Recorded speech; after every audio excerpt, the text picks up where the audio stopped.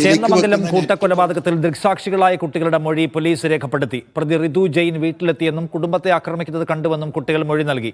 മുന്നമ്പം ഡിവൈഎസ്പിയുടെ നേതൃത്വത്തിലുള്ള അന്വേഷണ സംഘമാണ് മൊഴി രേഖപ്പെടുത്തിയത്. എസ് ശരൺ കൂടുതൽ വിവരങ്ങളുമായി കൊച്ചിയിൽ നിന്ന്. ശരൺ, അങ്ങനെ പുരോഗമിക്കുന്നു അന്വേഷണ നടപടികൾ?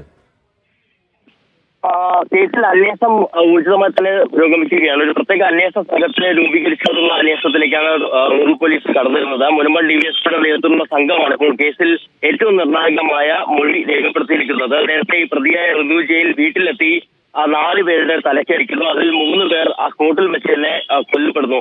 ഇത് കണ്ട ദൃക്സാക്ഷികളായ 2 കുട്ടികളുടെ മൊഴിയാണ് രേഖപ്പെടുത്തിയിരിക്കുന്നത്. 7ഉം 9ഉം വയസ്സുള്ള കുട്ടികളുടെ മൊഴിയാണ്. ഇതിൽ ഋതു ജെയിൻ വീട്ടിലെത്തി കുടുംബത്തെ ആക്രമിക്കുന്നത് കണ്ടു എന്നുള്ളതാണ് ഈ 2 പേരും മൊഴി നൽകിയിരിക്കുന്നത്. ഏതായാലും ഇനി കേസിൽ ഏറ്റവും നിർണായകമായി മാറുക, അതായത് ഏറ്റവും ബലമേകുന്ന മൊഴി കൂടിയാണ് ഇപ്പോൾ പോലീസ് രേഖപ്പെടുത്തിയിരിക്കുന്നത്. കുട്ടികൾക്ക് നേരത്തെ ഈ ആക്രമണത്തിന് പിന്നാലെ കുട്ടികൾക്ക് കൗൺസിലിംഗ് അടക്കം ഉറപ്പാക്കിയിരുന്നു. അതിന് പിന്നാലെ കൂടിയാണ് ഇപ്പോൾ മൊഴി രേഖപ്പെടുത്തിയിരിക്കുന്നത്. മറ്റൊരു പ്രധാനപ്പെട്ട കാര്യം, നേരത്തെ ഋതു ജെയിനെ 5 ദിവസത്തേക്ക് പോലീസ് കസ്റ്റഡിയിൽ വിട്ടിരുന്നതാണ്. ഋതു ജെയിൻ ചോദ്യം ചെയ്യൽ തുടരുകയാണ്. നാളെ ആയിരിക്കും വീട്ടിലെത്തിച്ച് തെളിവെടുപ്പ് നടത്തുക എന്നുള്ളതാണ് പോലീസ് അറിയിക്കുന്നത്. മറ്റ് നടപടിക്രമങ്ങൾ പൂർത്തിയാക്കുന്നതിന്റെ ഭാഗമായിട്ട് കൂടിയാണ് ഇപ്പോൾ ഈ ദൃക്സാക്ഷികളുടെ മൊഴിയും രേഖപ്പെടുത്തിയിരിക്കുന്നത്.